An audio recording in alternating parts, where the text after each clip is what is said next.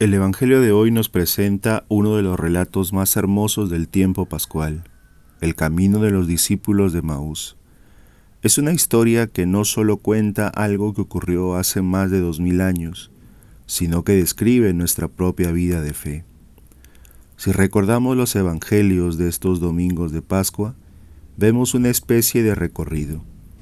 El domingo de la resurrección nos hablaba de la mañana de ese día.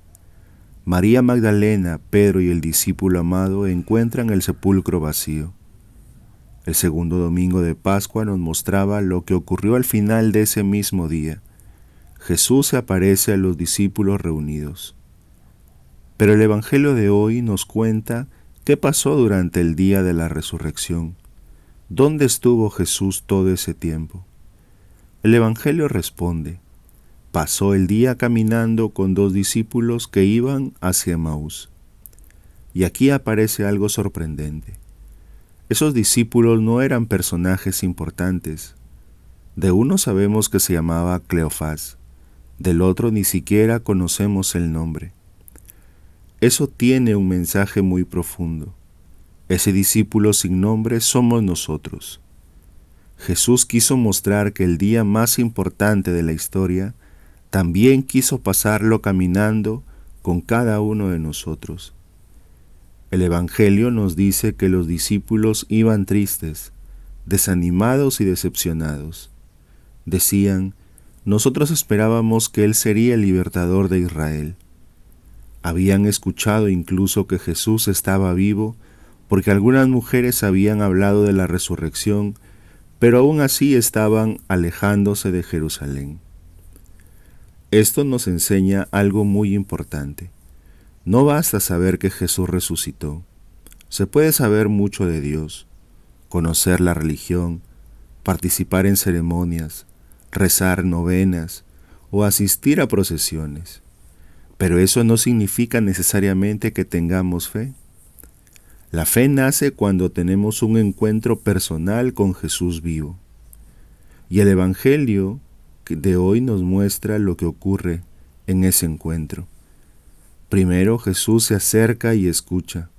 No empieza con un discurso, primero escucha su dolor. Así hace también con nosotros cuando estamos tristes, confundidos o decepcionados. Jesús camina a nuestro lado y nos escucha. Luego viene el segundo paso. Jesús explica las Escrituras. El Evangelio dice que comenzó por Moisés y los profetas y les explicó todo lo que hablaba acerca de él. Así les hace comprender que el Mesías tenía que sufrir para entrar en su gloria. Jesús no vino a salvarnos quitando la cruz, sino dándole sentido a la cruz. Mientras Jesús les hablaba, los discípulos dirán después: ¿no ardía nuestro corazón mientras nos hablaba por el camino? La palabra de Dios tiene esa fuerza. No es un libro muerto, es una palabra viva que ilumina nuestra vida y enciende nuestro corazón. Luego llega el tercer momento, el encuentro. Llegar a Emaús. Jesús hace como que va a seguir su camino, pero ellos le dicen: quédate con nosotros porque atardece. Dios no se impone, espera nuestra invitación. Como decía San Agustín, el que te creó sin ti, no te salvará sin ti. Cuando están a la mesa, Jesús toma el pan, pronuncia la bendición, lo parte y se lo da. En ese momento se les abren los ojos y lo reconocen. Ese gesto nos recuerda inmediatamente la Eucaristía. Por eso la Iglesia siempre ha visto en este relato la estructura de la misa. Primero la liturgia de la palabra, donde Jesús nos habla. Luego la liturgia eucarística, donde Jesús se nos da como alimento. Hay un detalle muy hermoso. El Evangelio no dice que Jesús se fue, dice que desapareció de su vista. Esto significa de que Jesús no se va lejos, sino que cambia su forma de estar presente. Ya no lo reconocen con los ojos del cuerpo, sino con los ojos de la fe. Especialmente en la Eucaristía, y en la comunidad. Finalmente los discípulos regresan corriendo a Jerusalén. Habían salido tristes y desanimados, pero ahora vuelven llenos de alegría para anunciar: es verdad, el Señor ha resucitado. Ese es el fruto del encuentro con Cristo, pasar de la tristeza a la misión.